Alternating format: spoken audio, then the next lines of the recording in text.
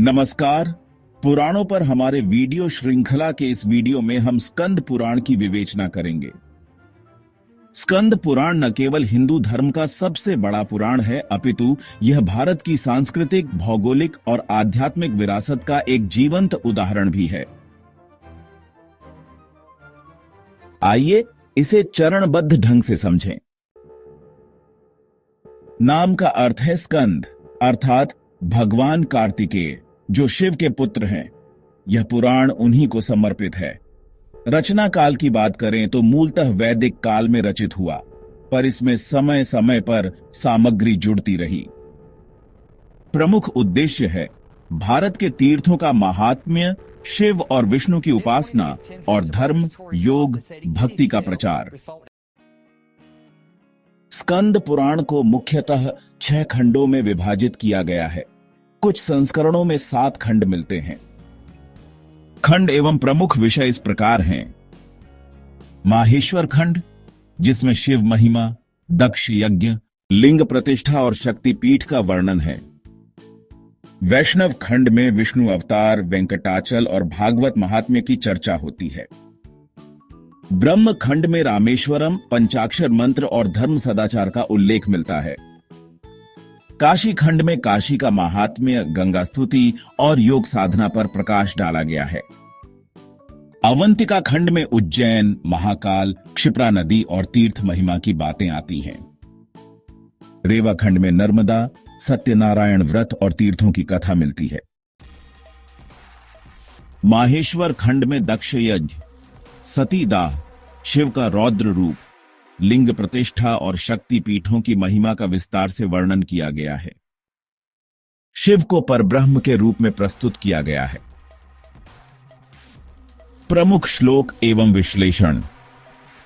यो विष्णु स शिवो झेय, य शिवो विष्णुरेव सह, अंतरम शिव विष्णोश्च मनागपि न विद्यते।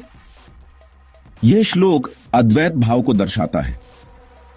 शिव और विष्णु में कोई भेद नहीं।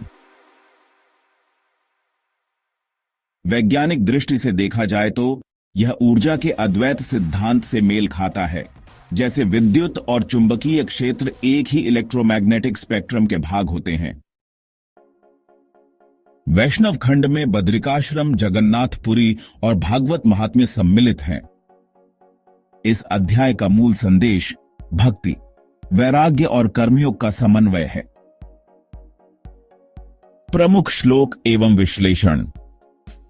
सप्ताहेन्तु यो राजन पठेत कथा मधुरम शुभम, तस्य पुण्य फलम देवैर्न गणितम च सर्वदा। मनोवैज्ञानिक दृष्टि से यह 7 दिन की इमर्सिव लर्निंग को दर्शाता है, जो आज के रिट्रीट मॉडल से मेल खाता है। ब्रह्मखंड का सार रामेश्वरम, पंचाक्षर मंत्र, धर्म और सदाचार की व्याख्या। शिव के नादात्मक और मंत्रात्मक स्वरूप पर खासा बल दिया गया है। इन दोनों ही रूपों में शिव की उपस्थिति को अनुभव किया जा सकता है।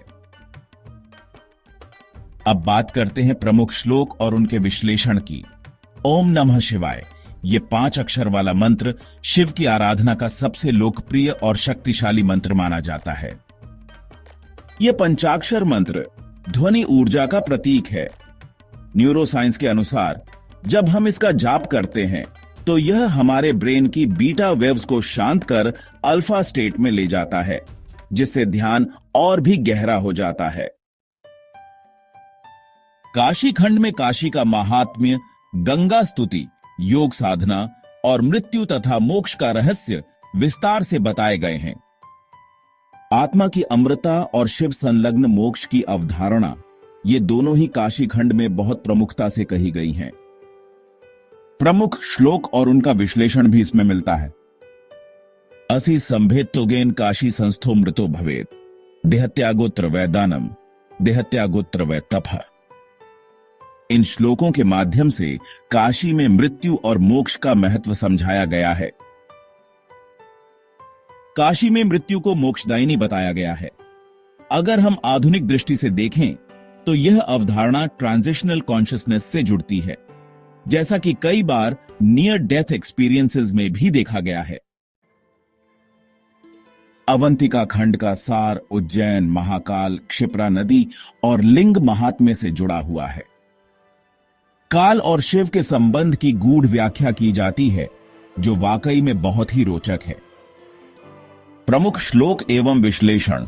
कालाय तस्मै नमः शिवाय। शिव को काल का भी अधिपति बताया गया है। भौतिकी में यह टाइम सिमेट्री और एंट्रोपी रिवर्सल की अवधारणाओं से मेल खाता है। रेवा खंड का सार, जिसमें नर्मदा महिमा, सत्यनारायण व्रत और तीर्थों की कथा शामिल है। जल तत्व और श्रद्धा का समन्वय दरअसल हमारी सांस्कृतिक धरोहर का एक अहम हिस्सा है। प्रमुख श्लोक एवं विश्लेषण। नर्मदा जल संयोगात सर्व पापम विनश्यति। यह श्लोक नर्मदा जल के महत्व को दर्शाता है। नर्मदा को जीवित नदी के रूप में प्रतिष्ठित किया गया है। पर्यावरणीय दृष्टि से देखें तो यह इकोलॉजिकल सैंक्टिटी और सेक्रेड जियोग्राफी की अवधारणा को भी पुष्ट करता है। स्कंद पुराण भारत के तीर्थों का एक प्रकार का भौगोलिक नक्शा प्रस्तुत करता है, जो आज भी तीर्थयात्रा मार्गों से मेल खाता है। शिवलिंग, शक्तिपीठ और नदियों को ऊर्जा केंद्र के रूप में देखा जा सकता है। ये जो हैं आधुनिक जियोमैग्नेटिक या बायो एनर्जेटिक सिद्धांतों से मेल खाते हैं। काशी खंड में वर्णित योग साधना और आत्मा की तृप्ति की अवधारणा न्यूरोसाइंस में माइंडफुलनेस और न्यूरोप्लास्टिसिटी से जुड़ती है। स्कंद पुराण सामाजिक सहिष्णुता का दर्पण है। शिव, विष्णु और ब्रह्मा को एक ही परम तत्व के रूप में प्रस्तुत करता है। यह असल में सामाजिक एकता का संदेश देता है। पर्यावरण चेतना का मतलब है नदियों, वृक्षों और तीर्थों की महिमा को समझना और साथ ही साथ प्राकृतिक संरक्षण के लिए प्रेरित होना। योग और ध्यान। आज के तनावपूर्ण जीवन में स्कंद पुराण की योगिक शिक्षाएं वाकई में अत्यंत उपयोगी साबित होती हैं। सांस्कृतिक पुनर्जागरण के संदर्भ में यह पुराण भारतीय संस्कृति की जड़ों को समझने और उन्हें फिर से जीवंत करने का एक बेहतरीन माध्यम बन सकता है। संपूर्ण वीडियो देखने के लिए आपका आभार। कृपया वीडियो को लाइक और शेयर जरूर करें। हमारे वीडियो नियमित रूप से आप तक पहुंचे, इसके लिए चैनल को सब्सक्राइब करना न भूलें।